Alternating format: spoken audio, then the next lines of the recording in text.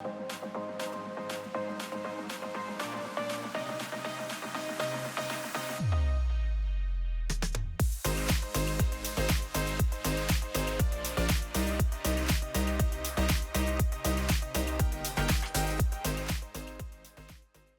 everyone. Welcome to the SavvyCast. This is Jamie, and I'm thrilled that you're here today, whether you're watching on YouTube or listening to the podcast. Today is going to be a wonderful session because we're going to be talking about joy with my friend, Joy Beth Bodie, who is the founder of House of Joy, and she is going to help all of us today discover how to be more joyful. Joy Beth, thank you for being with us today. Jamie, thank you so much for having me. It's truly an honor. Okay, well, you're just the cutest. And I want to tell everyone how I met you and how I found out about the House of Joy and about what you do. We have a mutual friend, Hunter, and he texted us, Zane and me, and he says, I have a friend who's coming in you're on the board of... I'm not on the board. No, there was a board meeting for an organization I used to work for that I got to attend in Birmingham. Which Zane is, they're supporters. It's the Bridge to Rwanda. So Yes. You were coming to the Bridge to Rwanda meeting, which was here. And we said, oh, sure. So I'd never met you before. You stayed in our basement apartment and you came up the next day because we were having construction. So it was a little crazy. We didn't see you till the next day. And you just radiated such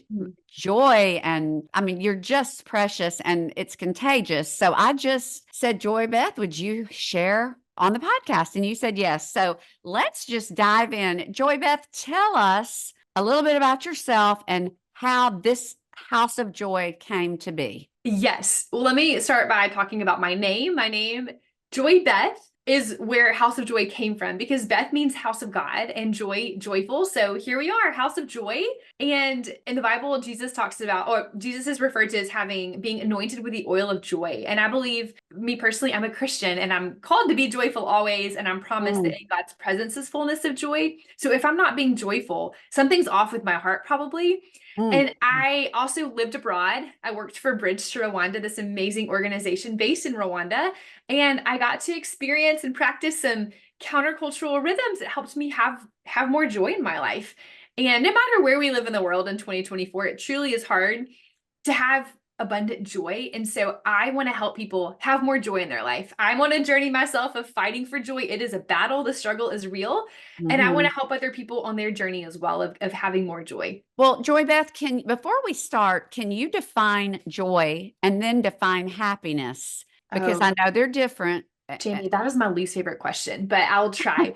I believe. I think we've got to start out with it because. Yeah, totally. I believe that happiness is something that can be like temporary, like a very brief experience of happiness, where joy is basically like a state of living and of being.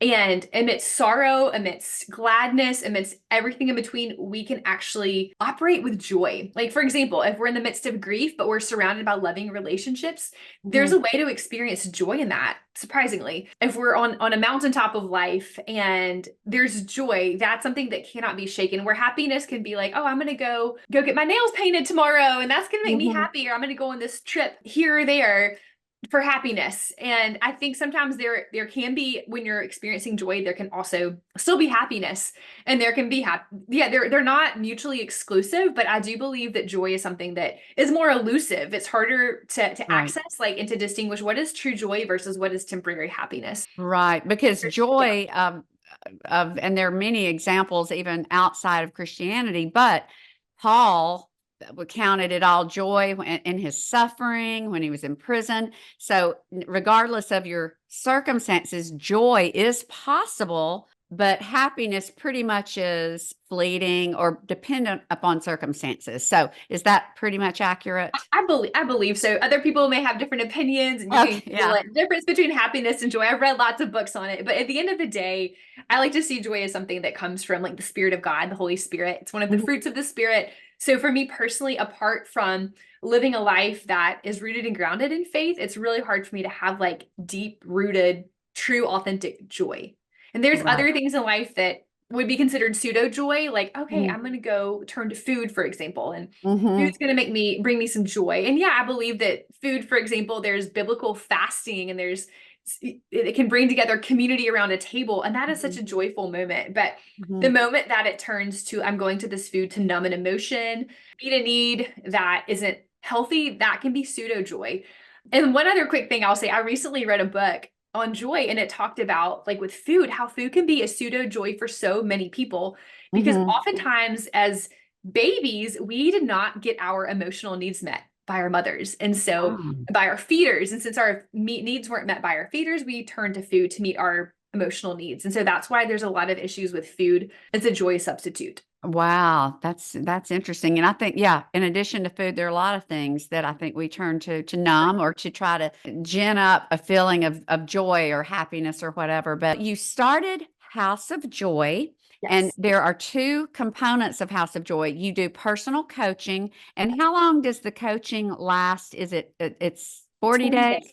Yes. Okay. So someone would purchase a 40-day package on of private coaching that helps them develop more joy, become more joyful. Do you see a really dramatic end game for the people who go through the course? Like, is it really Yeah. amazing their Well, mindset, how it changes? I really do. I love a good movie where there's a transformation, like The Princess Diaries or Miss Congeniality, where you see this kind of rough around the edges person go to this like new shiny person. And I love transformation, and I love seeing it happen not over a course of years or not over a day, but 40 days is a powerful number biblically. Hmm. I Yeah. keep referring to this because it's my own experience. And 40 Hmm. days, 40 years in the Bible is significant. And when Yeah. I have done any sort of journey for 40 days, whether it is a certain trip or whether it's a fast, whether it's a lifestyle change, there's actually true lifestyle change that comes as a result. And even if it's not long lasting, there's other parts that are always lasting, like new life rhythms and core values are established in the midst of those 40 days. So I believe that science says it takes 21 days to create a new habit. And so why not Mhm. go 40 days and like really Yeah. deepen that establishment of a new habit? So Right. I have seen change, whether it's people wanting to lose weight who are struggling with body image or their confidence based upon how they look, whether it's people who feel like, hey, my life as a mom of four kids is chaotic, and I Hmm. really miss like quiet times in the morning, journaling and like drinking coffee and sitting by the window and praying, and I want more Mm. of that in my life, and how do I get it? And most of us, no matter our season, we are time poor. And so how do we have more time in our lives to go after the things that bring us joy? And Mm. for other people, it's wanting to establish healthier rhythms around their bedtime and around exercising, or even around TV usage or social media usage. So those are some of the Wow. things that we go after. And so with each person, it's been really cool to see the transformation that does happen over the 40-day period. I love that. And to learn more about what's involved in that, I will link to Joy Beth's site, House of Joy. So all of these links will be in the show notes. And then the other aspect is you do a silent retreat, you do silent retreats. I mean, if I ever got through one of those, I know I would be a better person. But the thought of that, of a silent retreat, probably means I need it more than anyone because the thought of it is almost terrifying. You So can do that shows you something right there. I believe in you, Jamie. You've got this. Which means we do need to host one in the Birmingham area sometime. Yes, I'm planning on that. And I've heard wonderful things about silent retreats. And I know that so much good could happen, for all of us, but particularly me, if I would just close my mouth and take in rather than always being talking. But anyway, Joy Beth, what you're going to do today is you have a free guide, 25 ways to Cultivate more joy in your life today. So I asked you to just come and share 10 of those. And then for the rest, people can go to your website and get the other 15. So why don't you just start and share 10 Yes. of your favorite of your 25 ways to cultivate more joy? Well, I mean, I'm biased. They're all my favorite. So Yeah. I've been them Yeah. all, and they're all tried and true. Uh-huh. It's like, let me just find a random thing and pull it out of the air. No, they've all been tested and tried. I'll give you a quick example from last week. I was feeling a bit not joyless. I was in kind of survival mode. There was still some joy there, but it wasn't a thriving type of joy. Mm-hmm. And for me, if I don't go to bed early, I love waking up early. I love sunrises. I love time in the morning. Like I need that to thrive. And I had not been getting it for various reasons, and had company in town and life and over committing to hosting things at my house. but I decided it's time to go to bed early and I'm going to read a book before I go to bed. So number one on the list is read 30 minutes before you go to bed. And so I did, and it helped. It just really helped bring some grounding to my night and helped me wake up feeling refreshed after getting plenty of sleep. Amidst that Oh, day that I did that, I also was fasting. So for me, I have a rhythm of trying to fast weekly if possible. mm-hmm. And it was a really hard fast, but I love breaking fast with communion. And so that is on the list. And I think it's something really special to break bread with God together when you break a fast through communion. And so I did Yeah. that. So Another, sleep and breaking your fast with communion. And I Mhm. will say, Zane and I both heartily agree with you. We cherish the nights we can go to bed early, and I mean 8:30, Oh, me too. 9. Yes. And I love the idea of just getting to lie in bed and read a book. Thank you for that. That's going to be Yes. something I'm going to remind him of, that we need to try to do this week and then make it part of our routine. So you've given Yes. us those two. I love those. Yes. And side note, and this is not reading a book on your phone. This is reading an actual like Yes, book, a real book. a real Yes. book, because we don't need that blue light in our eyes before bedtime. We all Then know we that. won't go to sleep. Yeah, we'll be up. Yeah. Exactly. And so there's Yeah. something about the physical book going and just, yes, getting rest. And as we know, technology can steal sleep from us. And that can steal joy. When I haven't Yes. had enough sleep, I don't have a lot of joy. Yeah. That's the way it goes. And Yeah. so making this can be a great substitute, a great replacement for scrolling in bed. For people, I work with Yes. a lot of people who say, like, I can't, like, I'm on my phone hours a day scrolling or watching YouTube videos, or Mhm. I think book reading is a great substitute for technology. Yes. I love that. So Okay. another thing that I did is I sometimes I think in my brain, like the neurotransmitter pathways, we can get into ruts. There's something scientifically going on in our brain with this. And so if we like take a different route to work, or if we sit in a different place in our house, or we do something different on a Saturday than what we're used to doing, it helps create some new neurotransmitter pathways in our brain. So for Hmm. me, I love coffee every few mornings. I don't do it every day, but when I do drink coffee, I like to switch up where I sit sometimes if I feel like I'm sitting in the same place every day, which there's something to be said for that routine. Like I have my time with God usually in the same place, but sometimes it's nice to switch it up. Like if I feel stuck, like, I'm Hmm. actually going to sit on the floor in the corner, or I'm going to pull this chair in my porch to a different angle and look out at a different Oh, I lens. And it love just helps that. open things up. Like if you can't actually get out of town and have some adventure Yeah. nature, like and being outside when the weather's pretty, that's like really important to me too. So Yes. somewhere in the list, I think it's like throw on your shoes and go for a walk through the woods. Listen to the sounds of the animals. Right now in Nashville, the cicadas are so loud. But Yeah. part of Yeah. nature. And so go and be outside. We look at the screens way too much. We're boxed in Yeah. our houses too much. Like we need to Yeah. be outside way more. I agree. I agree. I love that. Switch it up. Switch Switch it up. switch Switch. it up even in your own home. I love that. Okay. That's awesome. Yes. Yeah. So another one would be go to an international restaurant and learn about another culture. And maybe this Love doesn't excite that. other people, but for me personally, having like as a little girl, my favorite ride at Disney World was It's a Small World. I was so Yes, I fascinated love by that. other Hmm. cultures. You too. Yes. Yeah. So we have so many like international people in the US. And so, Yes. or wherever in the world you are, there's always going to be an international population. So why not learn about another culture through their cuisine? So I got to Oh, do that on Friday. We were celebrating a Rwandan student's college graduation, and she had never had Ethiopian food. So we took her I out saw for that lunch. on your Instagram and I was so intrigued. I don't think we have I have an Ethiopian nephew and I Okay. would love to try Ethiopian food. I don't think there's a place in Birmingham. I love Sure. that though. I saw that on your Insta and thought that is the coolest thing.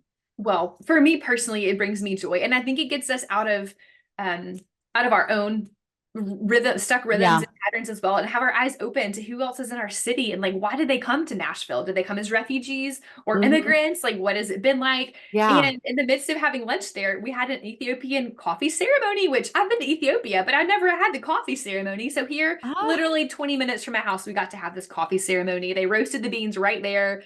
It was oh really my special. And so it goodness. just was something off the beaten path, but we all came away filled with more joy.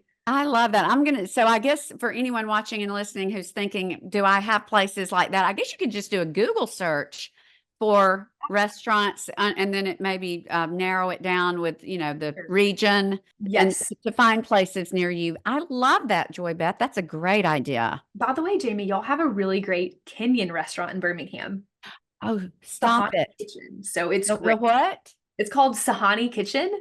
Okay, you're gonna have to text me I'll that. text it to you that. Yes. Oh, thank you for telling me. I mean, you're in Nashville, I'm in Birmingham, but thank you for enlightening me. You're very on top of it. I love that. I love to find the international food when I travel. So Yeah. that's something involving food, something else on the side of food. And I really enjoy food. And it's something that I have to watch out that it doesn't become a pseudo joy, but how do we enjoy food and offer hospitality, whether it's hospitality in my home or again going to a interesting restaurant. But Mhm. I love hosting a themed dinner or having a dinner around the table that's not rushed, that's not just like, okay, we're going to get all of our courses in one plate, we're going to pile it here and we're going to be done within an hour. But let's pretend like we're in France and let's have our appetizer, then Oh, let's have our main meal and let's have our dessert, then let's have some cheese. And so having hours, even if it's not a themed oh, dinner, but just actually lingering around the table for hours is so rare in our culture. And of course, not to oh. have our phones at the table either, but just feasting around the table with homemade food, whether it's a potluck or whether it's something you make, is I believe a lost art, but brings joy because we need each other as human beings, and we live in isolation. A lot of us do, and loneliness is an epidemic around the world. We know that, and living lives like in yeah, just independent lives. We need one another. So the more we can bring people together, especially around the table, for a long lingering meal is I something. love that. A linger at the table. I Linger at the love that. table. Yes. That's beautiful. That's beautiful. Okay. Boy, I am loving every single one of these. And I mean, this is amazing. Okay. So what's Okay, so next? another one. Let's talk about micro adventures. So a micro adventure would be an adventure that's maybe not a multi-day, like I'm going to backpack through Europe for 2 weeks, but Mhm. hey, I have actually Saturday free. What could I do on Saturday to have something a little different in my life? Or maybe the weekend's free, or maybe just a night is free. So last night there was a beautiful sunset, and actually didn't do it because I was in a hurry, but I thought, I've never been to this lookout spot in Nashville. I haven't been here in actually 10 plus years. It'd be really nice to watch the sunset from this point. Just bring a blanket and just hang out and watch the sunset. But I Oh, got to watch it from another vantage point. But one micro adventure recently, I just needed to get out of town because for me, sometimes being under my own roof, I feel the pressure of all aspects of life here. hmm And sometimes hmm I just need to like drive somewhere else to hmm work remotely. So I found a little coffee shop in a nearby town that I had never been to. So I went there and I sat on their porch and I had a work day on their porch in this new town that is very small and has minimal options. So I had Oh, there. And then after like hours of getting my work done, I saw there was this like Mexican food truck that I had been eyeing off oh, like, wow. right? That's, And I yeah. thought, I love a good street taco. So I got 3 street tacos. And Oh, I on love it. my way home, there's actually this waterfall that I had been wanting to see. And it's literally a 0.3 mile walk to it. Free parking, Oh, free entry. And I went and I swam in the waterfall. And now this is oh, not a normal everyday thing, but it was something I just had felt wow. I needed to get out. I needed some freshness. And so that was my micro adventure. I still got my work done and had myself a good lunch, and then I got to experience something totally different in nature. And when's the last time you swam in a waterfall? For me, it's not very frequently, but something about literally even just kind of jumping into the cold water and like admiring this waterfall, I was so in awe of God's mightiness, his beauty, and it puts Yes. everything into perspective. So I was able to leave feeling so refreshed with renewed perspective on life and I love that. A micro adventure. micro Because, adventure. and you know what that says is that it doesn't take a lot of money or a lot of time to Right. have an adventure, a micro adventure. I love that. It's making me want to pull out the well, we don't have phone books anymore, but to find places locally. I mean, whoever's watching and listening, find a place nearby that maybe has an attraction that you've never seen. And that's so simple, but yet it can make such a difference. Yes. Oh, I'm I excited love to that. hear what you come up with. Keep me I posted. will. I will. Okay, another one involves setting your alarm on your phone potentially to a song. So I Oh, I love that. I love that. I have to tell you, okay, you setting do your that. alarm to a Yes. song. Of course, Zane and I hear his alarm if it goes off first. And he has a very it's a very annoying alarm. I mean, it's one of those that's like, it's just a honk or a horn. Mm. And we actually had the conversation this week. I said, Boo, can we change? He said, yeah, it is annoying. So alarms matter. That's the Alarms first thing matter. you hear. Okay. So Yes. change it to a song. Okay. Well, and a song that I would recommend would be Danceable. Now, I know this might be out of Oh, comfort zones, but this is like part of the joy that I coach on. We're triune beings, we're spirit, body, and soul. And often we can live so in our heads. Like we're a culture in the West where we are so in our heads. yeah. And sometimes we just need to use our bodies, and like joy can be like found in our bodies, or can be released. And so for me, like I love to dance. I grew up dancing, and if I haven't danced in a while, I kind of feel a little uptight. And Yeah. so for me, sometimes it's just like pushing through the pain of a very early wake up call and say, Yeah. I'm gonna go dance. I'm just gonna like dance in my room as the song is playing. And for me, it's a song called like House of the Lord. There's joy in the house of the Lord. Oh, And it's yeah. just like, woo! I love And that one. it Yeah. just, yeah, it just like helps me like wake up and like break through the fogginess. And so that would be an idea. Another idea that's on that same kind of in the same category would be play a song about joy as you are making breakfast or fixing coffee or tea or whatever. And or maybe midday you have this song that you're just actually in the kitchen kind of doing some like dancing and just Yeah. it humbles ourselves, and we see like King David in the Bible dancing Yep. dignified. Like there's something about dancing, no matter what culture or background you come from. Dancing is a part of every culture. So get Yeah, out there I and like love dance. that. Just hit the floor in the morning with a wonderful song and just dance. Dance. Okay, that's so great. I've already got some songs that are popping into my head. And I think what that does, Zane's dad always had a phrase that he would say, you act yourself into feeling good. Yes. And, if we get up and drag our feet, I mean, or at least I know this for me, if I drag my feet, just, takes forever to wake up. If you pop up a certain way, I think you'll end up getting into that mode. So that's a fabulous idea. Yeah, another one is going for a GPS free drive, sorry. And this can be, Oh, partnered with the micro adventure, but sometimes it's oh, nice, like no matter where you live. But I live in Nashville, that's getting bigger and yeah. busier. And I love being on the back roads. I love being out in the country. I think part of me Hmm. would love to just live on, have my own like homestead and live on the land. Hmm. Right now, I don't live on the land, but how do I actually have that? Like roll the windows down when the weather's nice and just drive. And let the wind blow through your hair. And there's just something about that. I personally, when I lived in Rwanda, I drove this little pink scooter, and I miss this pink scooter greatly. So the closest thing, and I don't have a convertible, I have an SUV, but roll the Yeah. windows down and have the wind going through the car. And it helps bring out this being outside feeling of just being more open. And so if you feel stuck, go for a Sunday drive. People used to do that. That's why it's called a Sunday drive. Like I back in the know. day, People we used need to to go bring that on back. Sunday drives. That's so true. Where did that go? Now, was that 10? Honestly, I lost track, Jamie. So I don't know if Well, why you. don't you give us two more? Because these are just, I'm loving these so much. So give us two more. And then the first thing I'm going to do when we sign off is I'm going to go Yes. download the list and I'm going to Perfect. pin it up or tape it up because these things are great. I'm loving it. So Thank yeah, you. give Well, us two more. yeah, this is something I've seen you do. When I stayed with you, you had this fresh pan of scones out of the oven, these blueberry scones that looked yummy. I was about to work out, so I chose not to have one, but they looked Yeah. so good. So something about putting our hands to work, whether it's like, I don't have this on the list, but like gardening, for me, it's baking or cooking. I love, yeah, using my hands in Just tactile ways, creating. Mhm. creating. And with baked goods, for example, and for me, I'm trying to do more healthy, like use like almond flour or honey, that sort of thing. But at the end of the Right. day, everyone loves a baked good. Everyone loves a loaf of banana bread or a chocolate chip cookie. So if you bake, don't eat it all for yourself. Share it with people. Give it to your neighbor.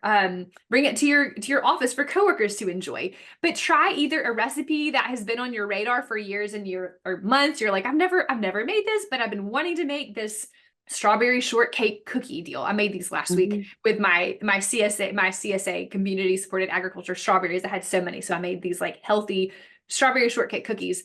And so we get creative with that. Or maybe there's like a favorite like recipe that reminds you of your childhood, or maybe your grandmother used to make some sort of shortbread and you're like, Right. I miss her. I want to make this. So get in the kitchen, Oh, get your hands dirty, and then share it with other people because we're meant to live yes. in a community. the blue zones around the world, where people live to be 100 in large numbers, like they live in community, and like we need more community. So that's one of the themes of these 25 tips is like more community, more outdoors, just more life, and less stuckness, less status quo, less cultural heaviness. I love that one because, I've started making bread, and the scones that was my first attempt at scones. But the biggest joy out of making sourdough is I'll try to make more than 2 loaves, because giving away a loaf of bread, it brings more joy than when I'm eating it myself. So I love that one. And I totally agree that make enough to share. Yes, make enough to share. Yeah. The last tip that I'll close with involves going to a coffee shop and journaling. I'm not sure if anyone who's listening, or, if you like to journal, I have many, many journals here on my bookshelf. I have more journals than I have books at this point. Me Wow. personally, that's how I process my feelings. That's how I pray. Like, so much of my heart is encapsulated in these journals. So for Wow. me, sometimes if I need to switch things up or I'm feeling stuck, if I can just go out and be with people versus in my house by myself, and be at a coffee shop, whether it's one of my favorite ones where I know like it's a good feeling when I walk in, or whether it's a new one that just opened in Nashville that people are talking about. Like, I love going to cafes and for me, I bring my Bible, I bring my journal, maybe a book, and just like have time there to just be with yourself. And sometimes I'll play instrumental music with my AirPods. Sometimes I don't need it if it's a quiet coffee shop, but just something about getting out of the house and being in a place. And for me, I consider them like coffee dates with God. It can be whatever you want them to be. But just having time and space to journal, because people have coach say like, I want to journal more, I want to process life more, but I just don't do it in my house. There's 100 other things to do, which yes, that can face us. So when you step out of your house, go to a coffee shop, you're putting a stake in the ground saying, my intentions are to journal, to be with myself, with God, and go out and just have open hands to receive what he wants to give you. And he always shows up for me every time I go and intentionally create that space. I love that one. I love all of these, but I do agree. When I'm here and I try to journal or really have extended quiet time, there is always something. I'll look over and there's laundry, or I'll let the dog out, or there's something. And if you're like me and you're easily distracted, that sounds like the perfect solution. Go to a coffee shop or even a library. Yes, A definitely. quiet place where you don't have tasks looking at you or nothing to distract. Definitely. And on the note of journaling, for people who say like, I don't journal, that's not for me. If you Google what adds to joy, like online, you'll see so many people say that expressing gratitude does. And remembering, as a Christian, we're called to remember. It's in the Bible so many times. But journaling, if you just like bullet journal, like, I'm grateful for this, for that, for this. Like last week in Nashville, we didn't see sunshine all week. So this week I'm thanking God for the sunshine. Whether it's thank you for this, but just being grateful for what is happening in your life, all the good things, because there will be seasons when bad things are happening, or seasons when, yeah, we're struggling. Life is really hard, and we need to remember God is good. Life is going to be okay at the end of the day. And so if you don't know where to start journaling, start with gratitude, and that always increases our joy. Well, could you link to some of your favorite journals? And we'll share that with all of the people watching or listening. And, I need one. I've tried it before and I haven't been doing it lately. So please share some of your favorites and any other resources that you think would be helpful for those of us who want to get on this journey and be intentional and deliberate about being more joyful. Yes, definitely. Jamie, thank you so much. Joy Beth, you are a delight. This has been fabulous, and I cannot wait to download the rest of these ideas. And I hope that you'll be back. And I'm actually going to have you back, and we'll discuss silent retreats. And maybe by that time, we'll have one scheduled in Birmingham. And if someone, wherever they might be listening to this, wants you to hold a silent retreat where they are, can they reach out and possibly offer a place? Maybe they have a farm or a place or a venue. You're willing to travel. You travel. Yes. Okay. That's wonderful. Joy Beth, thank you. You are wonderful. I'm so grateful. I'm grateful as well, Jamie. Thank you. Okay. You come back anytime. And to all of you watching and listening, until next time, you have a fabulous rest of your day. Hi, everyone. I hope you enjoyed this episode of the SavvyCast. If you'll take the time to rate, review, and subscribe on iTunes, that would mean so much. As always, thank you for listening and have a blessed day.